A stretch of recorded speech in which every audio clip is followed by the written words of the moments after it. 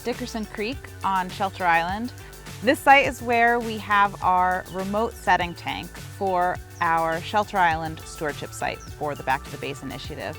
And what that means is we have a tank that we fill with oyster shells and then add oyster larvae, as well as the algae that they love to eat.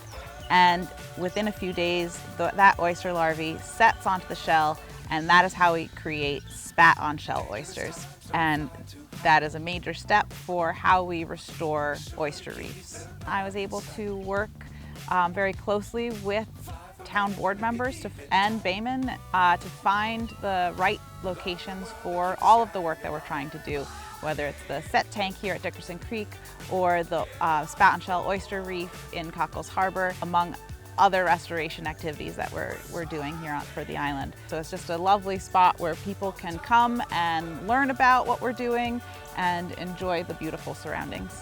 Last year, 2022, we were able to do a pilot project here on Shelter Island and started our spat on shell oyster reef in Cockles Harbor after doing, some outreach and speaking with the town board members and community members and the Water Quality Improvement Committee members. We were able to secure $200,000 of CPF Water Quality Improvement funds to continue and expand this restoration work. So that means increased hard clam seedings, as well as bay scallop seedings in spawner sanctuaries, which will help enhance the natural stocks in those waterways that we're going to be seeding, as well as the spat on shell oyster reef, which not only improves water quality, but also offers significant and very important marine habitat for crabs and finfish. We will also be working with our habitat team to plant eelgrass shoots. And the whole idea of this project is it's not just a single year, but we're receiving support from the town that shows that they care about the work we're doing, and we will continue. This is a long-term investment. The way that one produces shellfish in a hatchery, it starts in the wintertime.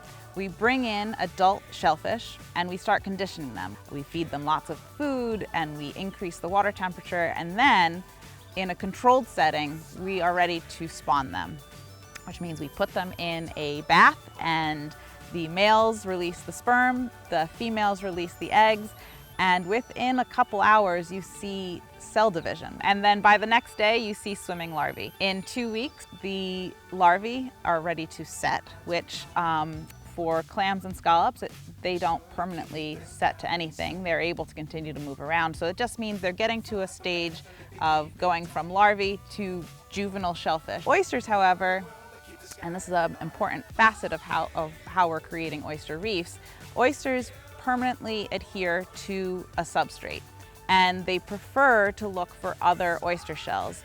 So you would get this 3D reef structure oysters setting onto shells and then growing eventually and creating this reef structure, much like coral reefs.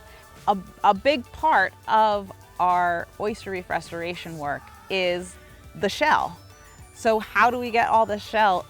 We have started a robust shell recycling program. There's a number of restaurants on Shelter Island, as well as on the North Fork and South Fork, that are participants. So Kate Sheehan came out to us over the winter and asked us if we'd like to partake in this Back to the Bay program, where we recycle our shells from our raw bar and our clams and all that stuff. And Kate comes in and collects these buckets of all of our shellfish, and then she takes them back out to the water and grows these seeds on top of these shells that we use from salt, which is just a phenomenal program. We're really excited to be getting behind it with her, and we hope to grow even more throughout the years with Kate. Instead of throwing them out and having them go to a landfill, we receive this valuable material. We bring them to Sylvester Manor here on Shelter Island is an official partner. They've allowed us space in their back field to cure the shells, which means they sit for 6 to 12 months in the elements to dry and become clean, and that is per DEC regulations, actually, to ensure that we're not going to be introducing any diseases or foreign species. We had a great group show up to help bag the oyster shells at Sylvester Manor. We decided that we could and should be a repository for shells. We're a farm. We have over 100 acres of working farmland, and there's no reason why a very, very small piece of that couldn't be put towards curing shells and helping in the process. And we partner with Cornell Cooperative Extension on a lot of things on the farm side. Our compost program, we've consulted with them on livestock, on the vegetables and fruit that we grow, so this seemed like a natural.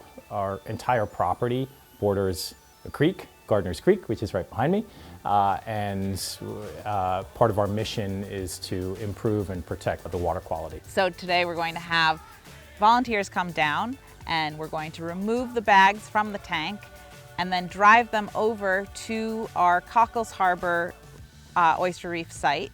Take all of the shells, the spat on shell, out of the bags, put them in fish totes. We are going to get a total volume and then take 1 liter samples, and each group is going to measure and count the spat, the baby oysters, in their 1 liter sample, and that data will help me then understand how many oysters we're putting out into the water, what the volume of that shell is going to be, so that when I monitor in a few months and next year and I can check the survival and growth rate, we can then report to the town and say, yes, this is working. We planted last year. Look, cool. That was the original. This is the original shell that it sat on, and now it has surpassed the shell that it was growing on. That's awesome. Awesome. Education is a guiding principle for Sylvester Manor. We educate young people, we educate older people, we are constantly educating ourselves, especially when it comes to farming, when it comes to taking care of the environment. We have an apprenticeship program specifically for our farmers where we're educating the next generation of farmers. We take that very seriously. And I think this Back to the Bays program and our participation in it is a real part of that. Again, it's the big reason why we were, I think, close partners and allies of Cornell Cooperative Extension, because education runs through everything that we do. And I think it's just a fantastic model that can continue to build and grow. It's also a great way to interact with restaurants and other people that may not know that much about Sylvester Manor, and educate them about what we do, and if they don't already know, about what Cornell Cooperative Extension does. One unexpected and pleasant surprise as far as the educational component goes is through the restaurant involvement with the shell recycling program. We are engaging with the next tier of community members. That restaurant community is that next level. For example, those restaurants that participate in the shell recycling program, people I know have gotten really behind it, going through the trouble of reserving the shells for me. And then I've gotten notifications that they've gone and helped out at other restaurants and they've said, hey, we need buckets here. We can't throw out this valuable material. So that understanding of the importance of what we're doing is really has been a nice thing to see. I'm really happy that this program's starting because you can see the nitrates in the water, and people are so concerned about water quality right now, especially being on Long Island and Shelter Island. It is the #1 concern for us.